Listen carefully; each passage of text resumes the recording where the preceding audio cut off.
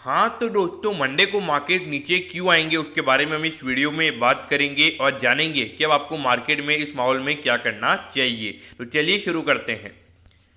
तो देखिए, यहाँ पे सबसे फोरमोस्ट रीजन की अगर हम बात करेंगे, जो मेन रीजन है वो है यूएस का इन्फ्लेशन। तो अगर हम यूएस के इन्फ्लेशन के नंबर्स की अगर हम बात करेंगे तो 8.6% का इन्फ्लेशन यहाँ पे उनका ईयर ऑन ईयर बेसिस पे आया है। तो अगर आप देखोगे, अगर हम मंथली बेसिस पर अगर हम बात करेंगे तो 1% का उनका इन्फ्लेशन बढ़ा है, यानी कि पिछले महीने के हिसाब से 1% से वहाँ पे ज़्यादा महंगाई वहाँ पे बढ़ी है। तो ये इसके पीछे इतना इन्फ्लेशन अगर आया है तो मार्केट ने उससे इतना नेगेटिव वे में क्यों लिया है, क्योंकि यहाँ पर अगर अगर आप देखोगे, अगर इतना ज़्यादा इन्फ्लेशन अगर आया है तो उससे कंट्रोल करने के लिए वहाँ पे डेफिनेटली जो फेडरल रिजर्व है वो एग्रेसिव रेट हाइक वहाँ पे कर सकता है। और अभी जो इकोनॉमिस्ट है उनका ये मानना है कि फेडरल रिजर्व 0.75% यानी कि 75 बीपीएस यानी कि बेसिस पॉइंट से वहाँ पे रेट हाइक कर सकता है। तो डेफिनेटली अगर इतना रेट हाइक वहाँ पे होगा तो वहाँ पे जो लोन की ईएमआई वगैरह है, उनका जो ईएमआई है वो बढ़ जाएगा, क्योंकि इंटरेस्ट रेट वहाँ पे ऊपर चले जाएंगे। और आपको पता होना चाहिए कि अमेरिका में बहुत ज़्यादा लोगों के पास अराउंड 50 से 60% की जो पॉपुलेशन है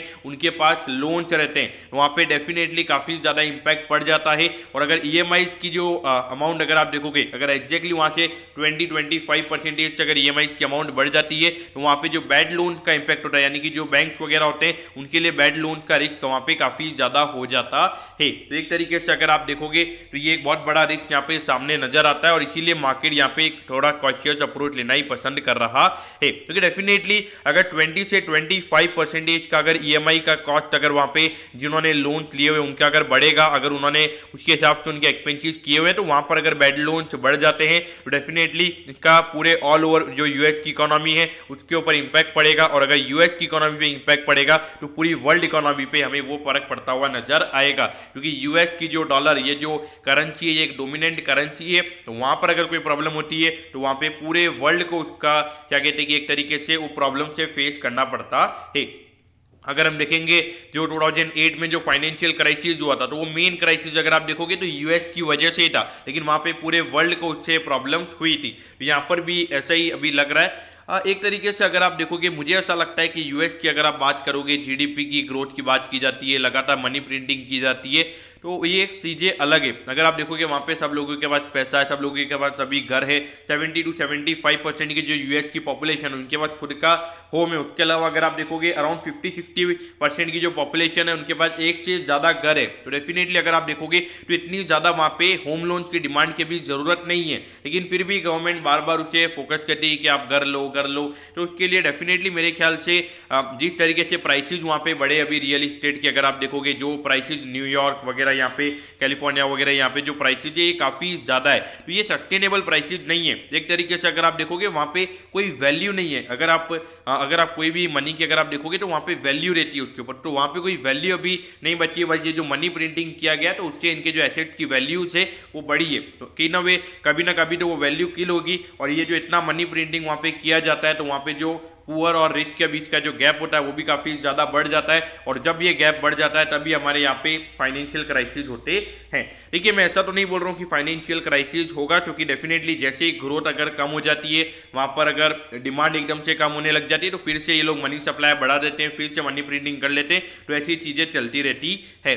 लेकिन अगर हम इसके अलावा अगर हम देखेंगे तो इंडिया हो या फिर जो यूरोपियन कंट्रीज है, इनका अगर हम देखेंगे जो मेन रीजन है वो यही है कि जो क्रूड ऑयल और नेचुरल गैस के जो प्राइसेज बढ़ रहे हैं उसकी वजह से इफेक्ट पड़ रहा है। और ऑल ओवर दी वर्ल्ड अगर हम देखेंगे जो जीडीपी के फोरकास्ट अभी कम हुए हैं तो डेफिनेटली उसकी वजह से ये इंपैक्ट हो रहा है। लेकिन देखिए, अगर आप देखोगे जो क्रूड ऑयल की जो ये ओपेक कंट्रीज है वहाँ पे भी बहुत सारी कमेंट्री आ रही है कि उनकी तरफ से प्रोडक्शन इंक्रीज किया जा रहा है। तो डेफिनेटली अगर प्रोडक्शन आने वाले टाइम पे इंक्रीज होगा, अगर सप्लाई इंक्रीज होगा तो वहाँ पे प्राइसेस कम हो सकते हैं। और प्राइसेस जैसे कम होंगे तो वहाँ पे डेफिनेटली मेरे ख्याल से इन्फ्लेशन में थोड़ी सी वहाँ पे हमें नॉर्मलसी आती हुई नजर आएगी। तो देखिए, मेरे ख्याल से अगर देखा जाए भी हर जगह आपको नेगेटिव न्यूज देखने को मिल रही है, तो यहाँ पे एट दी एंड इस टाइम पे मार्केट वैल्यूएशन पे फोकस नहीं करता है। तो लगभग मेरे ख्याल से आपने प्रॉपर वे में इन्वेस्टिंग करनी चाहिए। लगभग ये कितने टाइम तक बियर मार्केट चलेगा, कितने टाइम तक मार्केट नीचे रहेगा, ये किसी को भी नहीं पता है। लेकिन अगर आप देखोगे तो 5 से 6 महीने में ये चीज़ें नॉर्मलाइज हो जाती है, या फिर लगभग 1 से 1.5 साल में ये चीज़ें नॉर्मलाइज हो जाती है। फिर उसके बाद में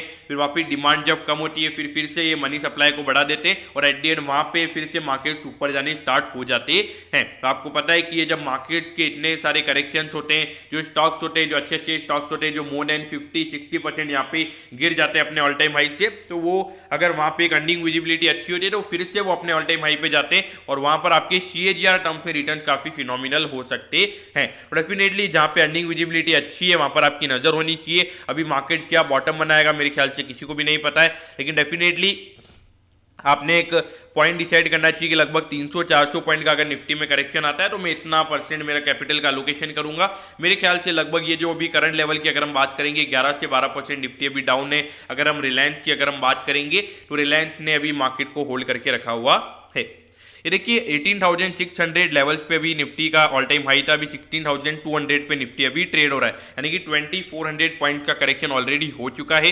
पिछले 5 साल के रिटर्न की अगर हम बात करेंगे तो सिर्फ 68% के रिटर्न है, यानी कि पिछले 5 साल में अगर हम CAGR टर्म्स में अगर हम निफ्टी के रिटर्न की अगर हम बात करेंगे तो 11% CAGR टर्म्स में रिटर्न यहाँ पे निफ्टी का हमें नजर आता है। तो यहाँ पे हमारे जो 14 से 15% CAGR रिटर्न यहाँ पे निफ्टी के होते हैं तो वो यहाँ पे 11% पे हमें नजर आ रहा है ये जो करेक्शन हुआ है। और अगर यहाँ पे अगर और करेक्शन हो जाता है, यानी कि लगभग अगर ये जो निफ्टी का नंबर है ये लगभग 14,500-15 हज़ार पे अगर यहाँ पे करेक्शन होता है तब जाता है तो वहाँ पे पिछले 5 साल के CAGR टर्म्स में कुछ हार्डली कोई से रिटर्न रहेगा, हार्डली 8 से 9% के रिटर्न हमें वहाँ पे नजर आएंगे। तो डेफिनेटली अभी वैल्यूएशन टर्म्स में अगर हम बात करेंगे as an equity as an asset class यहाँ पे वैल्यूएशन काफी अच्छा अट्रैक्टिव नजर आता है। तो दोस्तों मैं होप करता हूँ कि ये वीडियो आपको अच्छा लगा होगा। अगर आपकी कोई भी क्वेरीज है आप कमेंट कीजिए, मैं जरूर आपके कमेंट पर रिप्लाई करूंगा। ओके दोस्तों, thank you, have a nice day.